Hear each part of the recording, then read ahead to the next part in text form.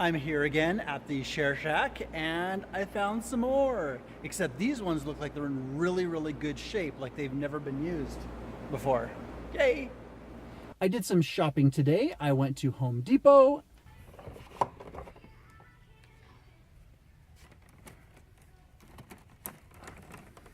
And I went to Princess Auto.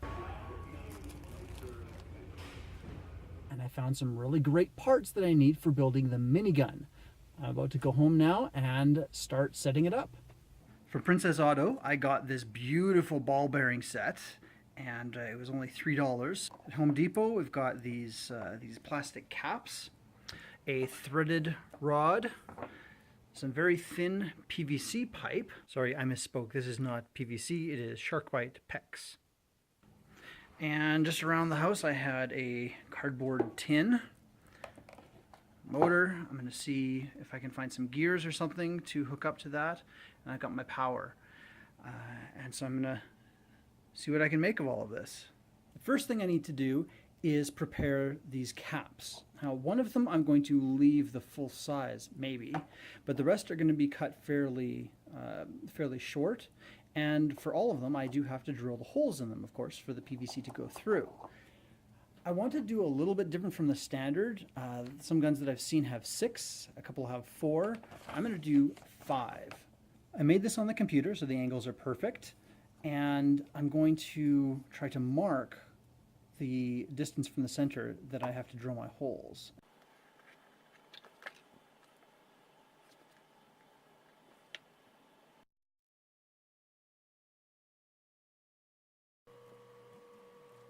As they say, measure twice, cut once, so I'm going to do it on a practice piece first.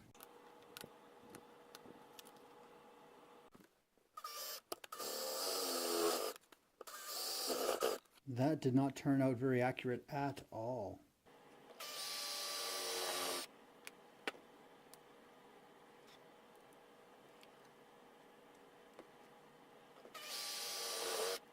That is definitely more accurate. I think I have figured out my technique. Got 2 done. They look a little bit rough, but we'll be able to clean those up, and they look even better when I put the pipe through. Just put that threaded rod in here to make it go straight while it's cooling.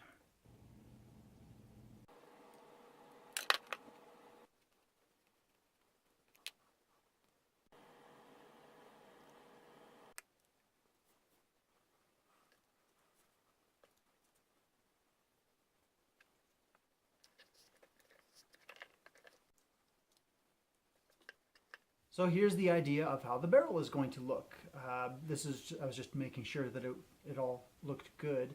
I have to take these apart now and drill the center hole, and I'm going to put another piece of pipe through there with the metal rod for the support.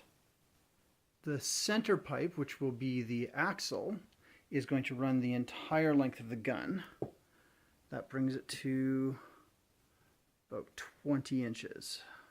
My idea for getting the entire assembly to spin is to use this motor, or maybe even another.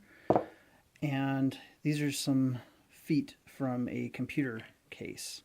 I'm going to drill holes in them so that it can fit around the pipe and put them like that, so that we're essentially have a place where a rubber band can go and it'll keep it in place.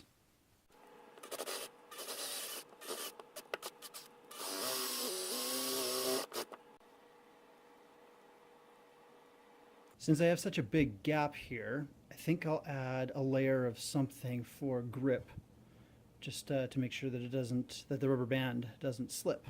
This is pretty smooth, so I'm gonna need something there.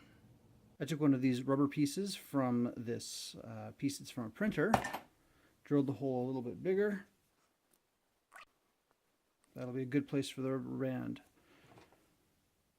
Next, I have to do some work on this, which is going to involve putting a hole in the top tin here.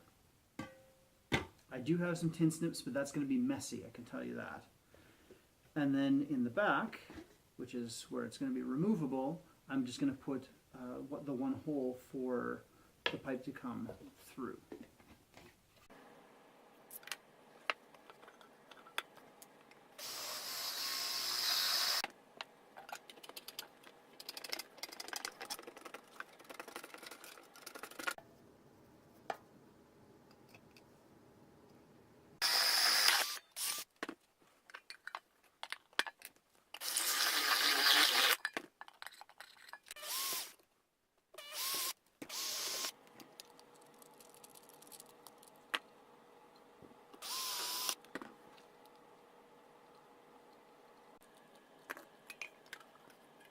Now that is really pretty.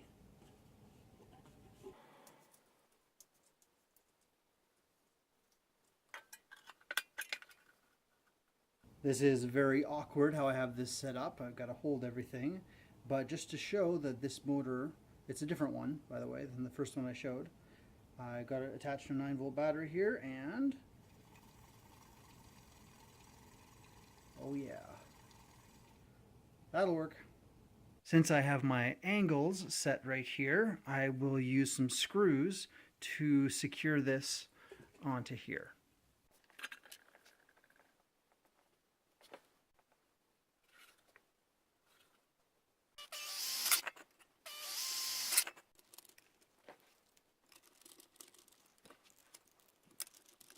Those look nice, but they aren't as secure as I had hoped, so I will put a band of some sort around to pull them all together, and that will keep it locked in there. I am at a point right now where I don't have the materials that I need to actually finish what I need to do. This gap between the ball bearing casing and the plastic, I'm going to fill that with some 2mm foam that will make it nice and snug in there. I won't even need to even glue it down. It'll just stay. But I don't have access to it. It is packed away. So I'm going to just put in a little bit of hot glue there for temporary, just to get it going. Here it is.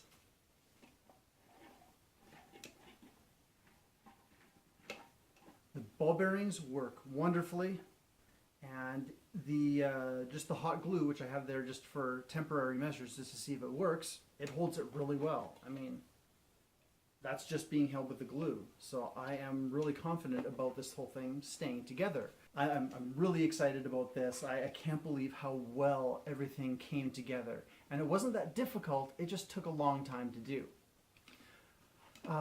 Earlier today, I had done my research on miniguns just to see how they work. Took one apart. I watched a video that explained all the pieces. One thing that I learned was that there are two cylinders on the side. There's one here and usually one on the other side. The one is the delinker. On the other side is the motor that drives the entire mechanism. And if you look in here, I've got my pulley there, and in order to get this to go to stretch with the rubber band that I'm going to use, the motor has to be about right here. So I'm going to build that cylinder with the motor in it as it is actually supposed to be, a lot like a real minigun, at least assembled like one. But that's all I've got. It is really late at night. I am very tired, although I am excited about this.